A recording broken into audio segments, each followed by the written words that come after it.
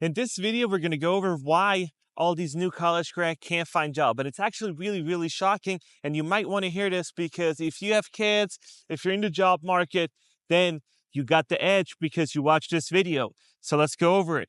In this video, we're going to talk about all this kind of stuff. And even if you have a job and you're not properly trained or you don't know operating procedures and you're going to make the company lose money, not good.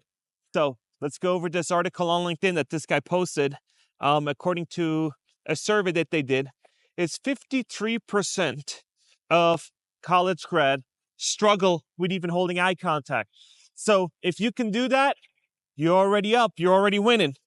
Ask 50% of these recent college grad, ask for unreasonable compensation. So when you go into the interview and you're like, hey, I want $200,000, and then they're like, sir, this is an entry-level job, we're paying $20 an hour, it's not going to happen. Then 47% dressed inappropriately, going with their pajamas, going with all this other crazy stuff, like going with too low cuts of shirts or going with beach attire or just skinny tank tops, whatever. Seen it all, and yeah, you got to knock it off. Dress for the job that you're going to get, right? So use inappropriate languages, 27%. They use the F word. They use all these other words that weren't appropriate in an environment. And I'm telling you, it is so crucial that you learn these things, how to dress, how to present yourself. It is so crazy. And nowadays, I know you can kind of dress a little bit more leger depending on where you go and, where you apply to. And you don't need to be button-up suits everywhere, but you got to respect it. And so, yeah, do that. Then 21, refuse to turn on the camera during a virtual interview. Absolutely crucial. If you have a virtual interview, make sure that there's no screaming children in the background, that there's no pets, there's no dog, there's no chickens. Trust me, I've seen it all. Don't have it in the interview. Make sure that it is quiet, and make sure your parents don't walk around half naked behind you during the interview. I've seen it. So watch out. 20%, 19% actually brought a parent to the interview. Don't do that. It doesn't help. So if you can do all these things, you're going to be really, really better off than 90%. How do I know all that? Well, I help people actually find jobs with Ali's company. And so I hired salespeople and I hired coaches to actually get these people into the right mindset and actually helping them with resumes, project portfolios, and all this other stuff. And I know that they're doing this. And if you're going to get into tech, if you're trying to break into some other industries, it's just not going to happen. So you got to fix all that stuff. If you need help, shoot me a message on LinkedIn and we can chat about it. But it's really crucial that you do all this. You don't need to do this. You don't need to contact me if you already know all these things and you can kind of maneuver it yourself. But if you need help and you can't land a job, let me know. But why I'm doing all these videos is, let's say you get the job and you're like, hey, I'm going to start my job off. And so I just hired 2 salespeople. Like I said, I had a general manager and all this other stuff now for the company, right? So we're growing the team. We're doing all these things. And I've had interviews, and I had interviews from all over the globe, and tremendous what I've seen. I've seen half-naked grandparents running around in the background, couldn't turn on the camera, missed a day, couldn't follow instructions. So what you got to do is you got to follow instructions. And my sales team, there's a few rules that I have with my sales team. There's a few key things that have to happen in order for your sales team to be successful. Time kills deals. If you are an organization and your sales team isn't on top of it, my sales team is now working 7 days a week. Why? Because I cannot afford, if somebody contacts me, hot inbound lead, says, I need something, I cannot have them not talk to somebody and have that sale go to waste. And now we're coming to the thing why I'm making this video today. So as you guys know, I have 2 cars. I have the Polestar and I have my Ford Mustang. And my Polestar is actually Allison's car. It's not mine. And the Mustang is my car. But I came here because I called these people because Allie's like, I don't want to drive I really don't want to drive my Polestar anymore because she commutes and she drives a lot. She's like, maybe I want to get an electric car again, something else. So what do? You call them up and you say, hey, let's see what we can do. Let's see what we can work out. So I call them up. I say, hey, what do you got going on for, what kind of incentives you got going on? Put together a deal for an electric car. And then they said, okay, great. And I got the chat right here. And so I give him even my VIN number as a trade-in. I give him all the documents he needs. And then an hour or so later, I ask him, so where's my deal at? Or how's it going? He says, oh, I got a rush, so I can't do it. It's like, okay, never heard back from him the end of the day. And so now it's been a day, nothing happened, right? So what does this tell me? That tells me that the sales process in this dealership is horrible. And this tells me that they need to go back to the foundation of their salespeople and say, hey, before you leave, you have these sales quotes sent out via email, whatever it is. Don't go home and say, we'll do it Monday, we'll do it Tuesday, because Monday turns into Tuesday, Tuesday turns into Wednesday, Wednesday turns into Friday, and then it's a week. Then you forget it. And then somebody's going to call up a week from now. It's going to call you up and say, hey, yeah, you inquired about this long time ago. And then you say, yeah, your salesperson was a doofus. I would have came in and signed the paperwork, wrote you a check or whatever incentives you got. And so, lesson of the day, if you have salespeople, you gotta reel them in. You can't just let them go loose. And one thing I've noticed is what's really, really good is when your salespeople are financially motivated, when they're, and I'm not meaning that in a scammy way, when they have goals, right? And so you gotta vet them and make sure that, hey, if they're gonna come and work in my organization, what's your goal? What do you want to make? Do you want to make 100,000? Do you just want to make 50,000? Do you want a cushy job, or do you want to make money and then do something else? And a lot of these people don't ask these questions. They walk across from Hyundai dealership, they come to this one and they say, oh, that's what we're gonna do. And they're like, I've been in car sales, so let's do it. And everything in sales is about the follow-up. So in my industry, you need a follow-up. They send you this, you ask them, hey, I know today might not be the right time to talk, but let's follow up. When is a better time for you to talk? Tomorrow? Great. Put it in a CRM. That day pops around. You see the little notification. You're like, yep, let me follow up. Let me send them, because you cannot afford to let people like myself get going and go to another dealership, because that's what's going to happen. And I was like, Allie, do you really want one? She's like, we'll see. It might be cool to see something else than the Polestar, but if it's not going to work out, it's not going to work out. So these people just lost business, right?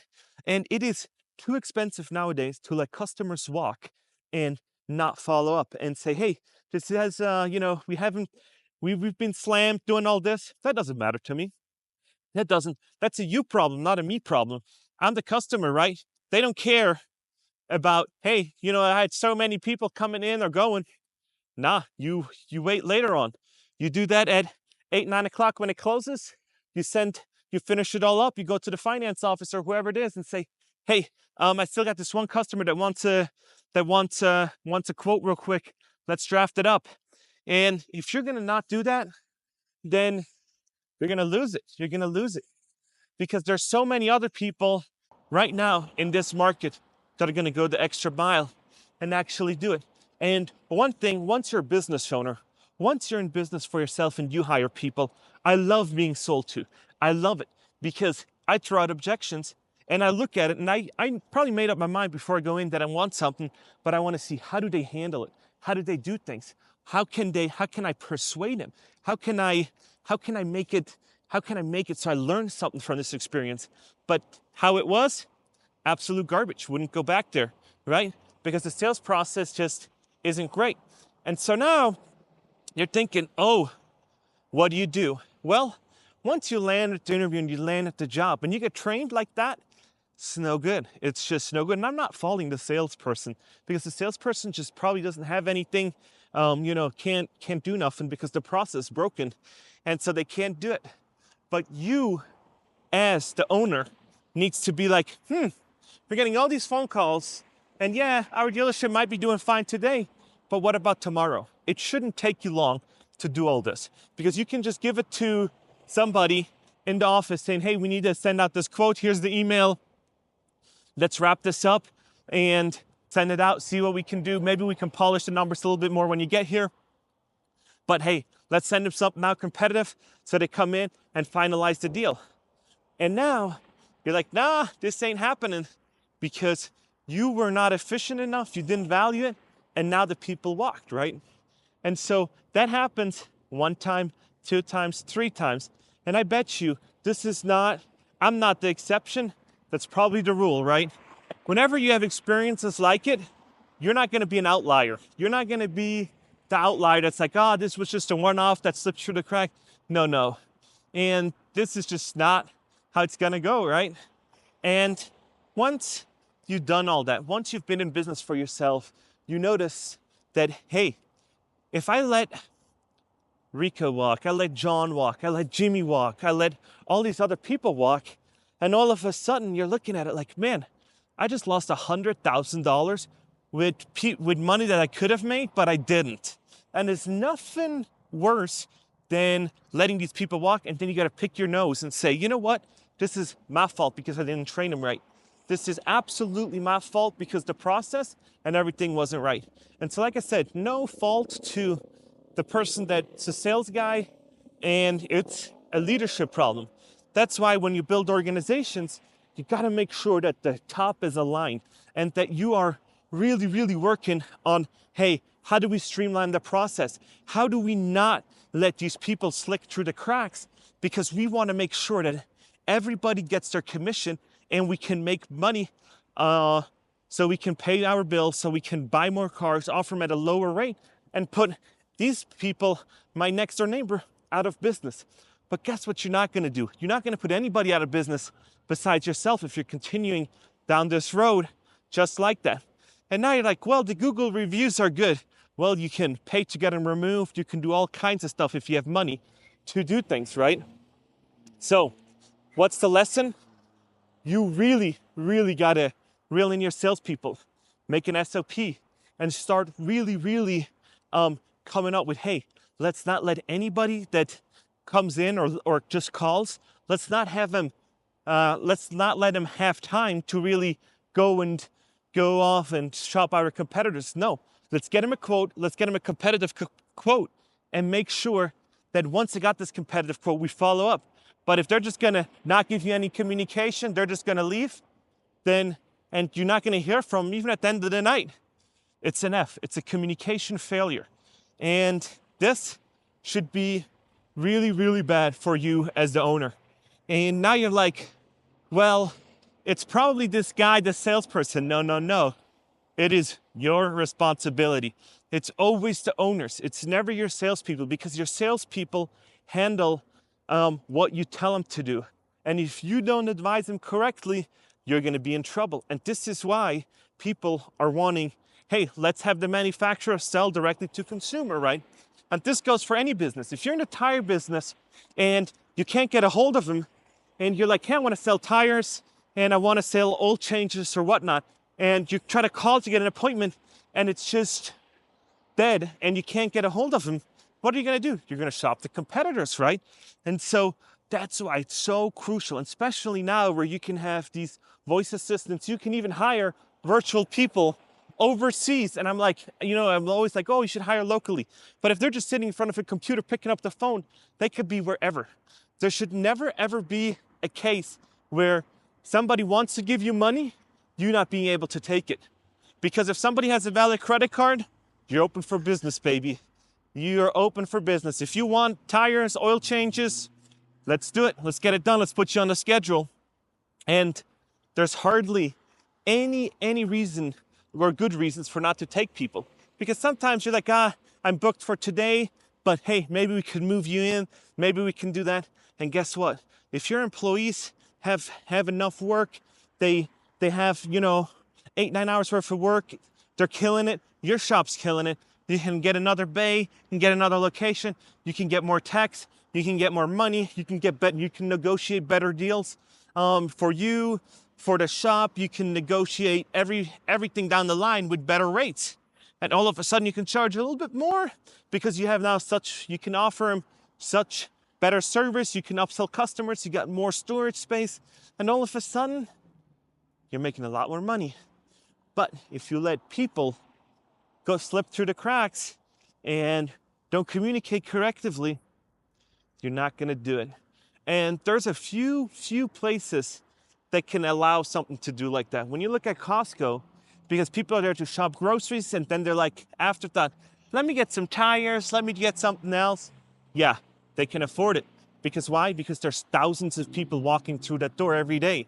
But you as an independent owner that has a shop like this, there's not thousands of people walking into your shop and then you can just sell them something. No, you also probably don't have a fancy app that sends you discount codes and emails reminders and has you in a CRM once you click on tires that somebody in, I don't know, Costco in Kirkland's gonna be like, oh, Rico looked at tires, let me send it to him. Oh, they looked at toilet paper, let me send him a targeted ad that says Costco has toilet paper on sale.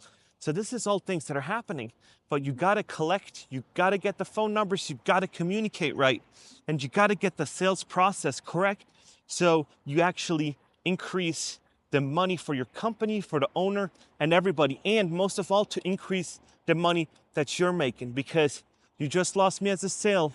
Look at this as a learning lesson, right? And you guys always wanted, hey, you guys always like, I got some real world stuff. This is real world. This is business 101. This is more valuable than a college class right now. Because, why is it? Because this is the real world. If you let people slip, then you're not going to make the money. And when you can't make the money, you can't pay the bills, and it's just a snowball. When people talk about that snowball keeps rolling up, if you are in the same spot, if the sales aren't going to come in, the bills are just getting stacked higher and higher and higher. So let me know what you think about this. If you're a business owner, also let me know. If you want to follow me on LinkedIn, let me know. But training people, regardless of where they're at, should always be in the leadership's best interest. And I will probably die on that hill. So let me know in the comments below. And please, please, please help me out and like this video. And yeah, beautiful Vegas. It's kind of cold. Today, I'm driving my Mustang convertible. So let that be a lesson for you. And I will talk to you in the next one.